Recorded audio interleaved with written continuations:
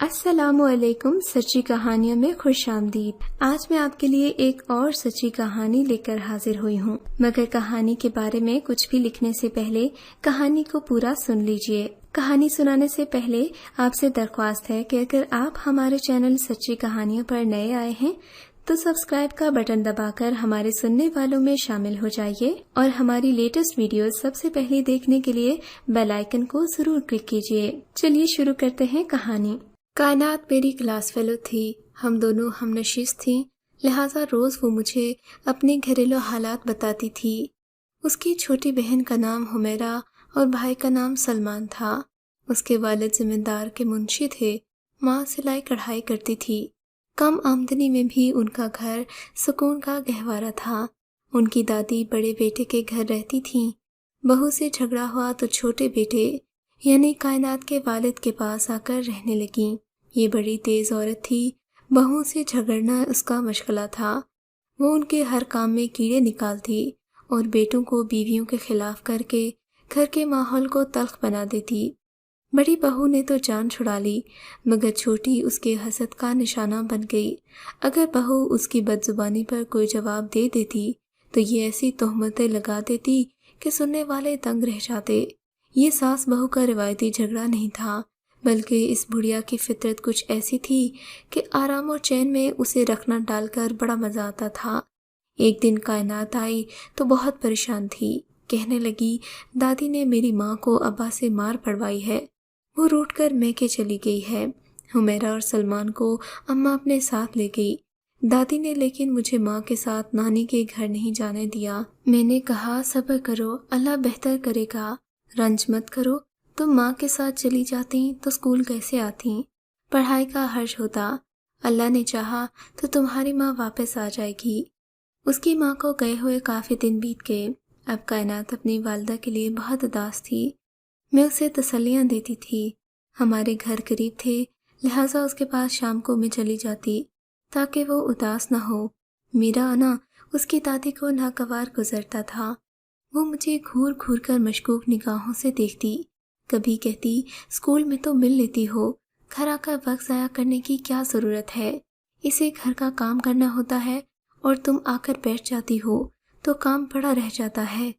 میں نے اس بزرگ خاتون کی بدمزاجی کی وجہ سے اس کے گھر جانا ترک کر دیا۔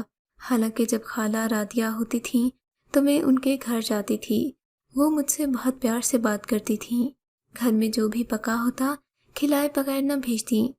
بیوی کے میکے چلے جانے کے بعد کائنات کا باپ بہت پریشان رہنے لگا، مگر وہ اپنی ماں کی ہر بات مانتا تھا، لہٰذا چاہتے ہوئے بھی بیوی کو منا کر نہ لا سکا کیونکہ اس کی والدہ نے اجازت نہ دی۔ حالانکہ وہ اپنے دونوں بچوں کے لیے بھی غمزدہ تھا۔ 6 ماہ گزر گئے، یہاں تک کہ وہ کرتے کرتے نیم جان ہو گیا۔ اس نے کام چھوڑ دیا اور نشہ پینا شروع کر دیا۔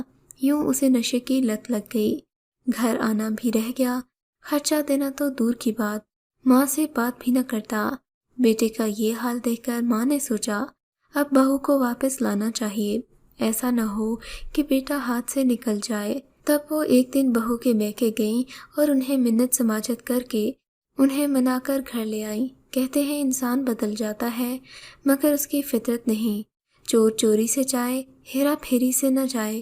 2 ماہ بمشکل گزرے تھے کہ بڑی بی کے دل میں پھر وسوسوں کے طوفان اٹھنے لگے۔ بہو پر شک کرنے لگی، لڑائی جھگڑے سے آرام نہیں تھا، بیٹا بھی بے روزگار ہو چکا تھا، اب گھر کا خرچہ کیوں کر چلتا۔ بہو سے کہا کہ اپنے زیور مجھے دو تاکہ انہیں بیچ کر وہاج کو دکان کروا دوں، روزی روٹی کا کچھ آسرا تو ہو، ورنہ بچے بھوکے مر جائیں گے۔ خالہ رادیہ ساس کی چلاکی بھانپ گئیں اور اپنے زیورات ان کے حوالے کرنے سے انکار کر دیا، جس پر بڑھیا بدکلامی پر اتر آئی کہ تم گھر اور بچوں کی زیادہ خیر خواہ نہیں ہو، تمہیں اپنے زیور بچوں سے زیادہ پیارے ہیں۔ اس بات کی سن گن رادیہ خالہ کے والدین کو ہو گئی۔ جھگڑا بڑھا تو کسی پڑوسی نے جا کر میکے والوں کو بتا دیا کہ زیورات لینے کی خاطر تمہارے داماد نے بیوی کو مارا پیٹا ہے، اس کی خبر لو۔ یہ زیورات رادیہ خالہ کو میکے سے ملے تھے، لہٰذا ان کے والدین بیٹی کے گھر پہنچے۔ کائنات کی امی کو واقعی ساس نے بیٹے سے مار پڑوائی تھی۔ وہ لہو لہان پڑی تھی۔ والدین بیٹی اور زیورات ساتھ لے گئے، تبھی جھگڑا اور بڑھا، حالات بے قابو ہو گئے۔ داماد نے سسر سے گستاخانہ رویہ اختیار کر لیا۔ رادیہ کے بھائی نے بنوئی سے کہا کہ زیورات کا مطالبہ چھوڑ دو، میں تمہاری نوکری لگوا دوں گا، مگر اس شخص نے یہ پیشکش بھی ٹھکرا دی کہ میں تمہارا احسان کیوں لوں۔ دراصل بھاج انکل نشے کے عادی ہو گئے تھے اور اب نوکری پابندی سے کرنا ان کے بس کی بات نہیں تھی۔ انہی جھگڑوں کی وجہ سے کائنات بیچاری اسکول کی تعلیم سے محروم ہو گئی۔ گھریلو کام کاج کی خاطر انہوں نے اسے اسکول سے ہی نکلوا دیا۔ یوں میرا اس سے ملنا جلنا جاتا رہا۔ کچھ دن بعد سنا کہ اس کی شادی ہو رہی ہے۔ دادی نے کہیں غیروں میں رشتہ طے کر دیا تھا۔ گھرانہ تو خوشحال تھا، مگر دولہا کائنات سے عمر میں کافی بڑا تھا۔ شادی کے کچھ دن بعد وہ پرسکون ہو گئی۔ اب مجھ سے کبھی کبھار آ کر مل جاتی۔ اس کا شوہر اسے ہم سے ملنے سے نہیں روکتا تھا۔ وہ بتاتی کہ شوہر محبت کرنے والا انسان ہے، گھر کا ماحول بھی پرسکون ہے۔ 1 سال بعد کائنات کی دادی کا انتقال ہو گیا۔ گھر میں حمیرہ اور سلیمان اکیلے رہ گئے۔ خالہ رادیہ کے شوہر اسے منانے گئے، مگر کائنات کے نانا نانی نے بیٹی کو داماد کے ساتھ جانے نہیں دیا، جبکہ بچوں کی خاطر خالہ گھر واپس جانا چاہتی تھیں، مگر باپ اور بھائیوں سے مجبور تھی، نہ جا سکی۔ ادھر بچے دادی کے بغیر آوارہ ہو گئے۔ خاص طور پر حمیرہ پر بہت برا اثر پڑا۔ وہ محلے کے گھروں میں جا بیٹھتی، کبھی کسی کے گھر اور کبھی کسی کے گھر۔ وہ اب جوانی کی دہلیز پر قدم رکھ چکی تھی۔